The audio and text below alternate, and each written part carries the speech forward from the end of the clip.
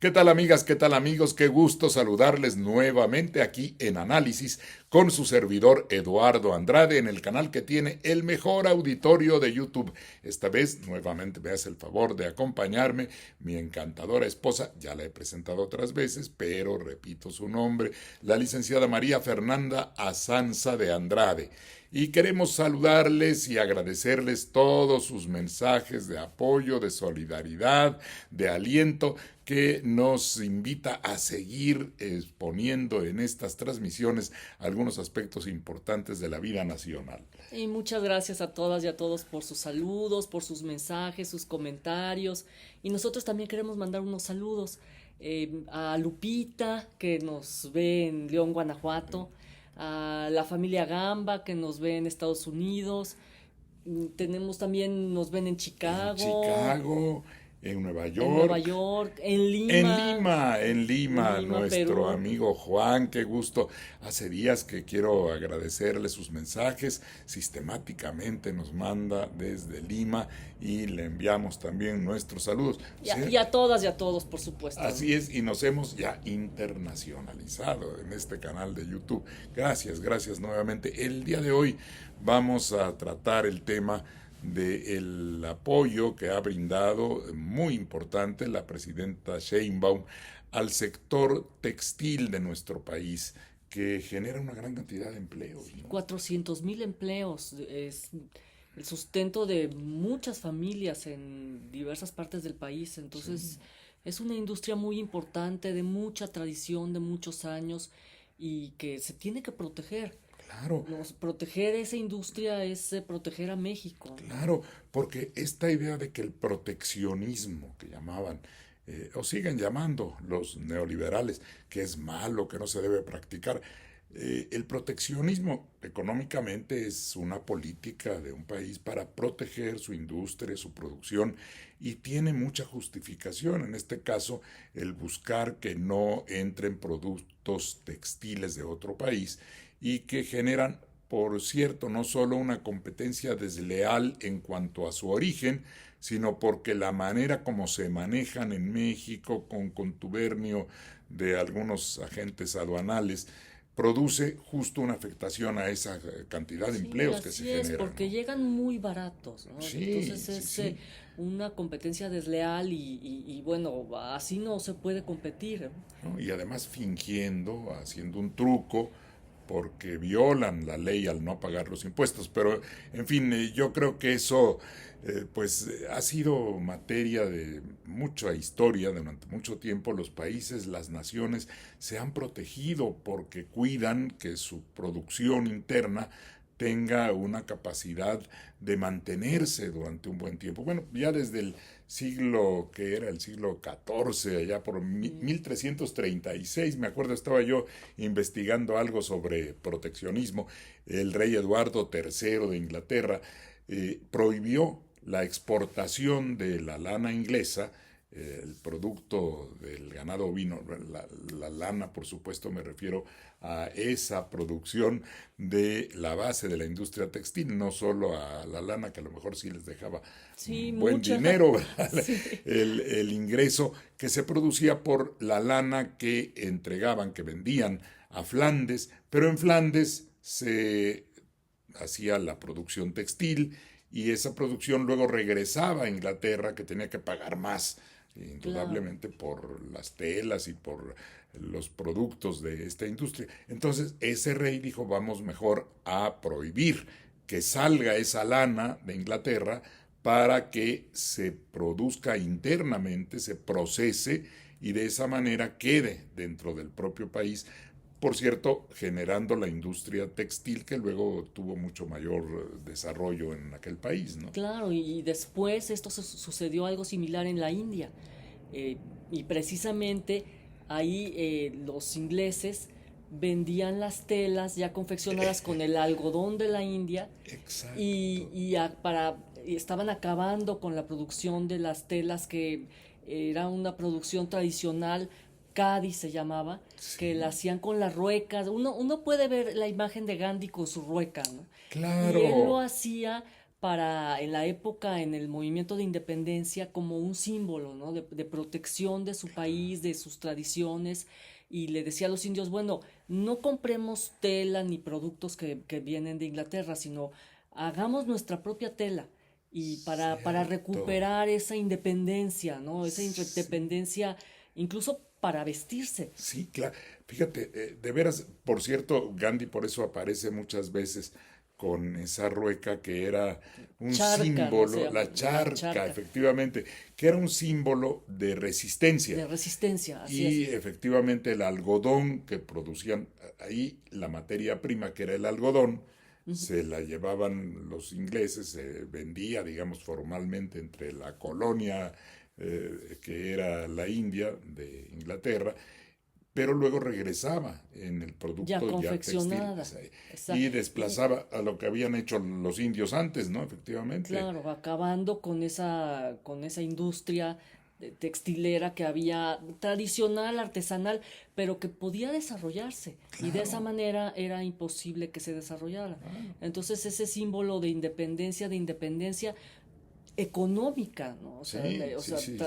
Querían independizarse de ese gobierno inglés, pero también para eso tenían que tener su independencia económica, ellos poder tener sus propios productos que necesitaban. Sí, y le hicieron daño realmente a la industria británica y de paso constituyeron, como decías, un símbolo, no solo por razones económicas, sino de idealismo, de su Políticas. fuerza política.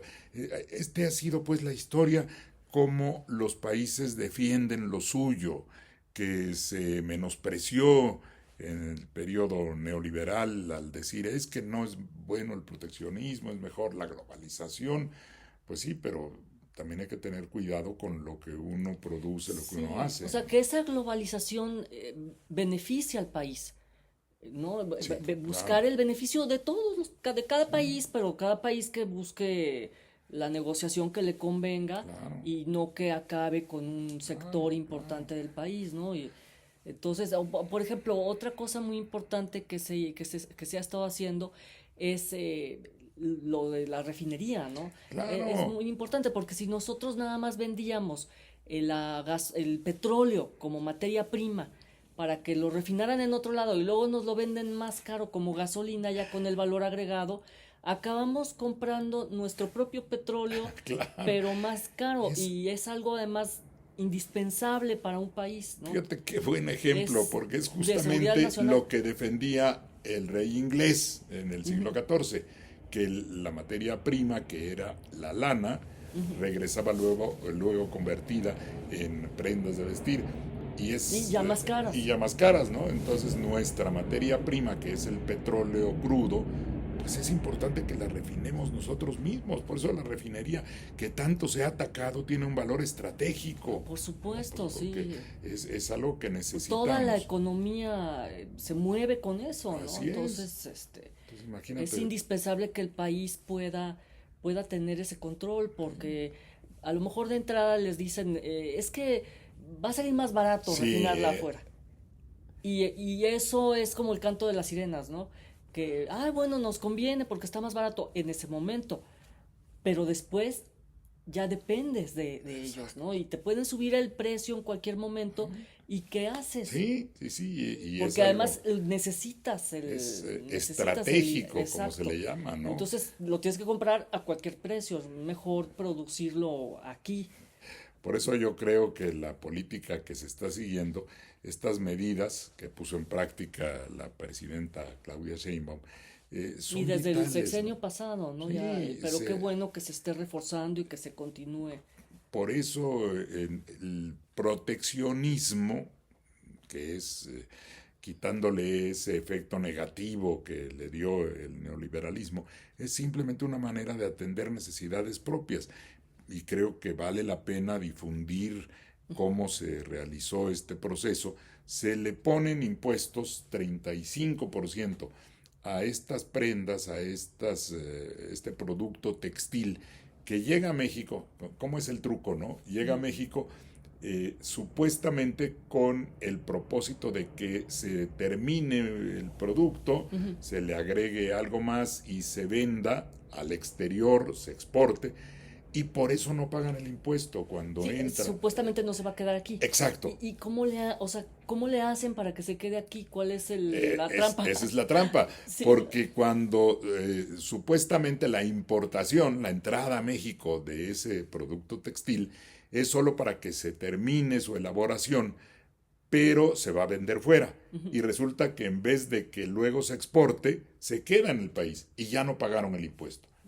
No pagan el IVA, no pagan el arancel, que es el impuesto de importación, y ese truco hace que ese producto sea más barato, porque claro, no pagó nada, ¿no? claro. Y es más barato que el que produjimos aquí en México con esta Sí, y industria familiar no es justo, a la que se está francamente. afectando, perdiendo empleos.